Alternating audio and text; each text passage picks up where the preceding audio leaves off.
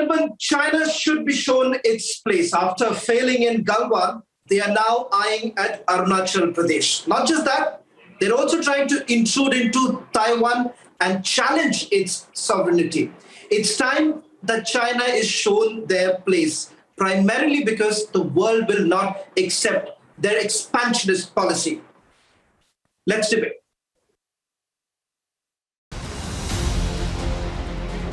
Taiwan's president has promised to defend her country and the island from China's rising pressure for reunification after days of unprecedented tensions with Beijing.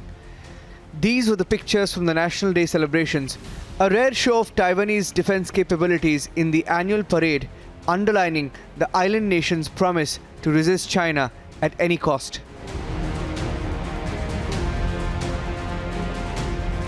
China has claimed Taiwan as part of its national territory, although the island has been self-ruled since it split from the communist-ruled mainland in 1949 after a long civil war. Xi Jinping has been adamant on taking over the island nation. He's calling it peaceful reunification. Xi Jinping and China are on a global spree to forcefully grab land beyond their border. From Aksai Chin, where they see themselves in a dispute with India, to Demchok, where China is eyeing Indian territory, to even Arunachal Pradesh, to Bhutan, where its land grab has been proven, to Pinnacle Islands, where it is provoking China, or Taiwan, where it harbors plans of invasion, to Paracel Islands, where it finds itself in a dispute with Vietnam, to Scarborough Shoal, another disputed region with the Philippines, and Ladakh, where it's been trying to alter the status quo.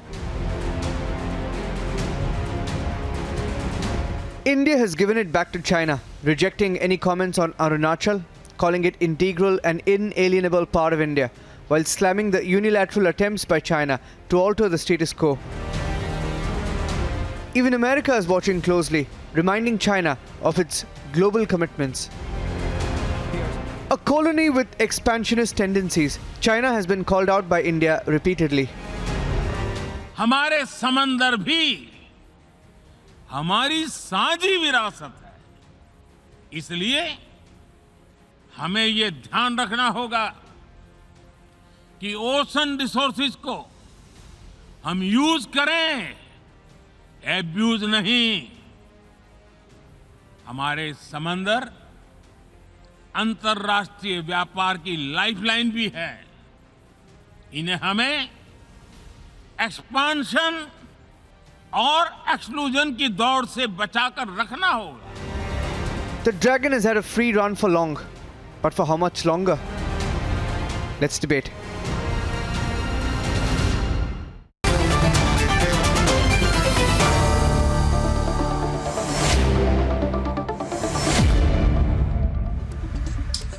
Joining me on this debate is Professor Shrikant Kondapalli, the writer, professor of the Chinese studies, joining us live from Delhi. Captain Alok Bansal, Director Foundation, India Foundation and Security. Andrew Ling is an international and independent China student joining us from Hong Kong. Andrew, let me begin by asking you this question. This expansionist policy, something that has already been exposed by India time and again. What is it? What is it that China is now trying to distract people from? Because we all know in 2022, the Chinese president is going to find it difficult. Re-election becomes another big task. Do you think this entire aggressive positioning that China is essentially doing? We saw it in India. We are now seeing it with regards to Taiwan. Where exactly does this stem from? This entire aggressive expansionist policy of China? Well, China is not adopting an expansionist policy. If you look at Taiwan, Taiwan is not recognized as a nation by the United Nations, and even the United States accepts the one China policy. So no doubt Taiwan is a self-governed territory for a long time, but it's not a nation. It is part of China, recognized by the United Nations. China is the only China recognized by the United Nations. So obviously, Taiwan sovereignty over Taiwan is at the heart of China's main red lines. Now, as far as the border with India is concerned, the line of actual control has not been clearly defined, and has been a long remaining a dispute between the two countries. So, well, Andrew, let me just tell you. When we do know when it comes to the line of actual control. When it comes to the line of actual control, Andrew, let's just understand this.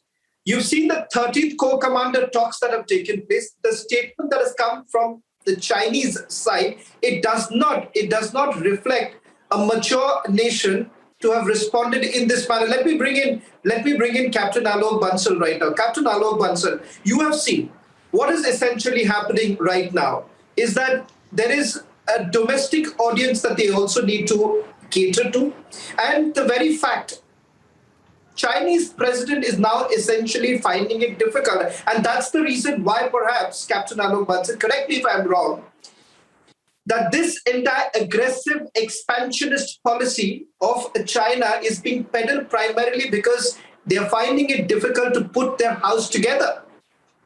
See, there are a lot of reasons why this aggressive policy by China is visualized. One is, of course, that President Xi Jinping wants a re-election. He wants to go beyond the term limits that were set by Deng Xiaoping when he actually laid the foundation of the modern Chinese state, where he laid down 2-term tenures for all the presidents. He wants to go beyond it. His handling of COVID pandemic has not been appreciated within the party. There are murmuring discontent. So at this point of time, this sort of an aggression, especially against Taiwan, actually wins him a lot of brownie points within at country level.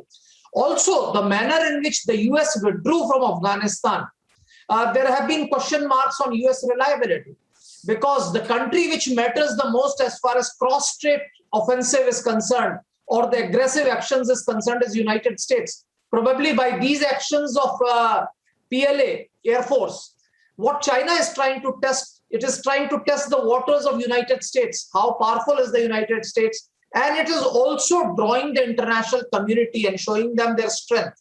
So thereby this aggressive stance is actually trying to garner support both domestically as well as internationally. As far as line of actual control is concerned, please understand, line of actual control, while it may not have been defined, but we all understood where the line of actual control is. China has been unilaterally altering the line of actual control and then wanting us to negotiate with the change reality, which is not acceptable. Captain Alok Bansal, that is exactly what I was trying to tell Andrew. I'll come back to Andrew in a short while. Let me bring in Professor Srikanth right now. Professor Srikanth, you understand Chinese the best in this country. Let me then ask you this question. With regards to how exactly are we to deal with Taiwan? We saw during the World Health Assembly, the inclusion of Taiwan. You've had several countries coming together, recognizing the best practices of Taiwan in order to combat COVID-19. And that is the reason why we've seen there have been a huge support for Taiwan also. Several other countries have come around. Do you think things are going to change? Do you think how India perhaps should also now engage? How India should also be engaging with Taiwan? Because look at what China is essentially trying to do. I'll come to the Indian part also. The very fact that the kind of comments that have come in as far as Arunachal Pradesh is concerned. But what I want to ask you, Professor, is that shouldn't India engage with Taiwan in a different manner altogether, diplomatically? Well, you raised the issue of Taiwan and the COVID-19. It was Taiwan which was the first to alert the WHO on December 31st, 2019. While there is an emergency law within the PRC to find out any new viruses that come out, but that mechanism has failed completely to alert the Premier and the health sector and others. It was Taiwan because the Taiwanese sent a lot of observers to Wuhan. And then they saw that the pandemic is due, and they informed the WHO. On December 31st, early they have informed the WHO. While in the evening, the Chinese did not take any action. And the WHO was in cahoots with China, and we were given different, measures. First, they said you cannot fly, you cannot restrict the travel. While today China restricted all travel from abroad in the assumption of the new variants of the virus. But initially, when this happened in January last year. Professor Shrikant, I just sorry to interrupt you, but there is a specific point I would like to draw your attention to, and also I'll bring in Andrew at this point in time. Just a few days ago, you've had repeated aerial intrusions in Taiwan. In fact, the numbers that have been essentially been put out by the Taiwan administration is 38 Chinese military planes are over Taiwan's defense zone on the PRC's founding day. They've sent in record 52 PLA Air Force aircraft, and this is yet another attempt to challenge. But Professor Shrikant, what we have essentially seen, the Taiwanese president has essentially sent across a very strong message that no longer will any country accept this bullying tactic of the Chinese. Yes, I was trying to connect the COVID-19 to the Taiwanese professionalism in addressing COVID-19. Initially, for nearly a year or so, Taiwan didn't cross more than a double-digit figure of infections. Forget about deaths, infections. So they were able to combine democracy with the medical, professionalism and efficiently tackle the COVID-19. This is where India needs to learn from Taiwan. Other countries also need to learn from Taiwan on addressing the COVID-19 in terms of the address of that issue. Second is the one that you raised on the Air Force flights. Over 150 flights since October 1st had intruded into the Taiwanese ADIZ. And obviously that is an intimidation measure. But if you look at the overall picture, the Japanese complain of 680 transgressions by the Chinese Coast Guard and Air Force every year on Senkaku Islands. Secondly, in South China Sea, you refer to, there is a lot of militarization with Hongqi 9 surface-to missile batteries or airfields created on 5 reefs constructed. Also on India-China border areas, the 13th Corps Commanders meeting proved to be inconclusive because the Chinese said, we will not vacate those lands in Gogra Heights, Depsang Plains, and Hot Springs. So, in other words, China is taking a snook at the Indians by saying, we will not abide by the agreements of 1993, 96, Professor Shrikant, but there is a larger issue. There is a larger issue that needs to be addressed. We have essentially seen what has really happened with the Chinese foreign minister making a bizarre statement, and I'm quoting him, Andrew. This is what the Chinese foreign minister says. China doesn't recognize the so-called Arunachal Pradesh. Now, let me do something for you, Andrew, that put out certain facts for everyone.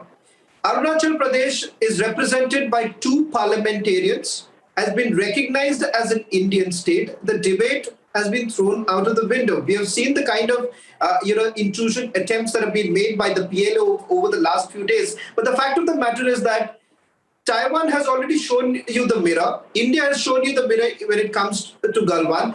What exactly, on what basis does China still continue with their aggressive policies? And the statements that have come out over the last few days only shows that the administration is becoming extremely desperate.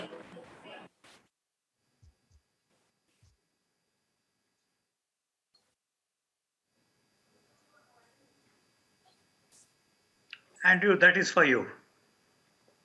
Oh, well, so I'm just wondering, what's the question?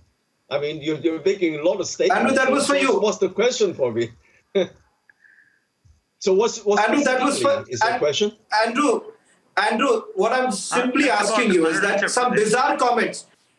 As far as Arunachal Pradesh is concerned, the Indian government has made it very clear. I'm sure you've seen what the Ministry of External Affairs had to say. The statement makes it abundantly clear. On what basis does China come up with such bizarre objections that the Indian Vice President can't go to Arunachal Pradesh? Well, I think that the border clashes and border conflict has been going on for a very, very long time. As I said, the border issue has been between the countries is a kind of flashpoint. And it's only in recent years that these clashes resulted in almost a hot conflict. I think there's the will of both leaders to de-escalate. Now, de-escalation is mutual. You can't expect one side to de-escalate and the other side is staying put. So I think that's what's happening. I think that both leaders make it quite clear on both sides of both countries that they want the situation. They don't want this situation to escalate. They want to de-escalate so that both sides would. No, but Andrew, unfortunately, if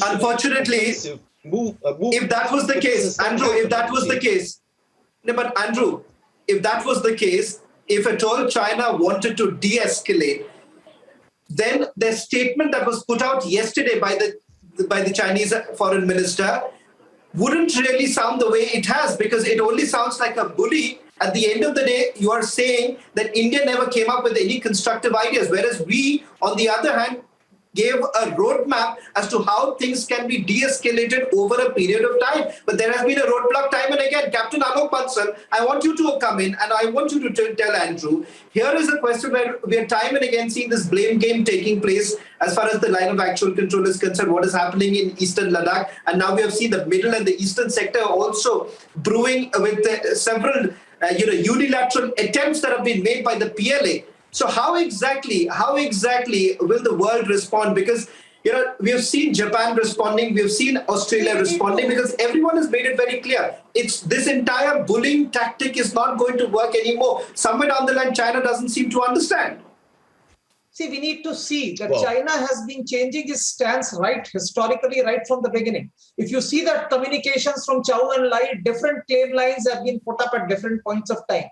And even in recent past, of last 2-3 decades, we see there was a time when Deng Xiaoping said that there will be no transfer of population. That means that settled areas are established. Arunachal Pradesh is an inhabited territory, and most of its areas are inhabited, which have actually been voting consistently for Indian parliamentary elections. Their status was actually settled as per that.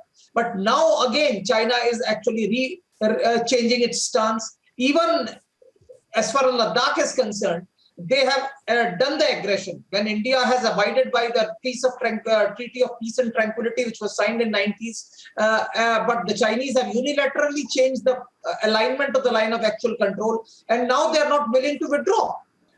Although it was decided that both the sides will withdraw to the position that existed before the confrontation that started last year, but they have refused to go back to the side which they were occupying. So the problem is that the Chinese have been changing their stance consistently. And with this sort of an attitude, the global community is seeing them, and that's where the reliability factor comes. I think today one of the problems with China is that its reliability in the Global Committee of Nations is extremely low. And one of the reasons is the changing stance. There is no consistency. If you actually look at it, the stance on line of actual control on the boundary dispute has been changing consistently. Professor Shrikant, I want you to come in because there is a very interesting report. This report came up in March this year, and you have the U.S. Pacific commander, Philip Davidson, essentially warning that China could actually invade Taiwan within the next 6 years as part of its strategy to destabilize the Asian region, and somewhere down the line also trying to checkmate US's influence in Asia. Professor Shrikant, but the fact of the matter is that it does not augur well for a nation like China the very fact that there has been no matured response, it only turns out that in order to tackle their domestic concerns, they are going ahead with their expansionist reunification policy that they've been talking about. Yes, indeed. From the point of view of the shipping, insurance, and global economy, any invasion by China would be a disaster for the global economy, because Taiwan has some 40% of global hardware. So it is likely to be disrupted, which means the global ICT industry will be facing substantial problems. Secondly, insurance rates, shipping rates, transportation costs will substantially go up if China uses a submarine blockade of Taiwan. That is a possibility. Not forget about China-Taiwan related issues, but if you look at the impact on global economy, global technology, or others, it will have a collateral damage quite substantially. So from that point of view as well, there is the problem in relation to a responsible stakeholder or a responsible big country, as China says. Right, Professor. Well, thank you very much, Professor Shrikant, Captain Alok Bansal, as well as Andrew, for joining us on this debate. We'll also continue with this conversation as far as the political impact, because what we have essentially seen, Sanju Verma and Inong Iring, who are joining us on this debate. Sanju Verma, there's been a direct allegation against the BJP. The Congress time and again has been saying that somewhere down the line, when it comes to Eastern Ladakh and what is actually happening, Chinese is here to stay. And the BJP government is not being honest as to what really is happening in Eastern Ladakh. Shravan, I think I don't want to dignify the Congress's allegations with a response. But since this is a very important issue, let me just tell you that in February 2021, post the Indo-China Galwan standoff, if there is any government in post-independent India which actually forced China to voluntarily disengage to finger three of the Pangong Tso, it was the Narendra Modi-led dispensation. China shares a border internationally with 18 odd countries and has problems with 24 odd countries. I have not heard in recent times the Chinese voluntarily agreeing to disengage, which they did in February 2021. They completely disarmed. They pulled down their makeshift, military pads along the line of Pangong Tso. So I think that's a big military victory for India. Don't forget that the Modi government is not one to cow down. Last year, when Meenakshi Lekhi was still not the MOS External Affairs, she virtually attended the oath-taking ceremony of the Taiwanese President Tsai Ing-wen, giving a very strong message to China that we do what we deem fit and we completely reject the expansionist mindset of China. In fact, at the BRICS summit last year at Jaisalmer, when the Prime Minister was celebrating Diwali with our Jawans, Prime Minister Narendra Modi went so far as saying that an expansionist mindset is an 18th century mindset and there are no prizes for guessing. He meant China's expansionist mindset, which is now being increasingly globally rejected. Don't forget one thing, Shravan, that after the Evergrande collapse, Evergrande was one of the top 10 private sector conglomerates in China, and it had a debt of 3 trillion yuan. It is one of the biggest names in the Chinese construction sector. The Evergrande collapse tells you that China's financial muscle is also withering. So I think China has a lot of problems of its own. It has a debt of more than $105 billion thanks to the BRI, which it was front-running as one of its strategic initiatives. Today, the BRI stands completely in shambles. So I think, we need to understand that the Chinese are grappling with problems of their own. I just saw a few minutes before coming to your debate, Chinese inflation is 17% now, the highest it has been in the last 10 years.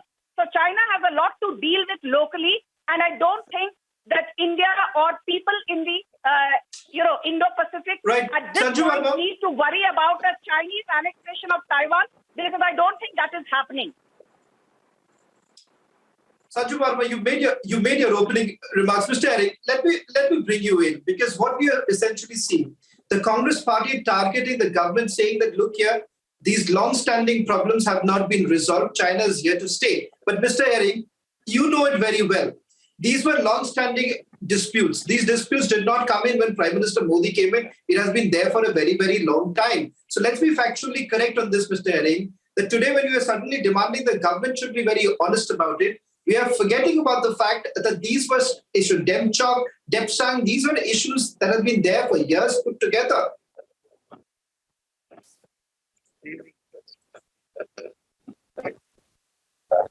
Once again,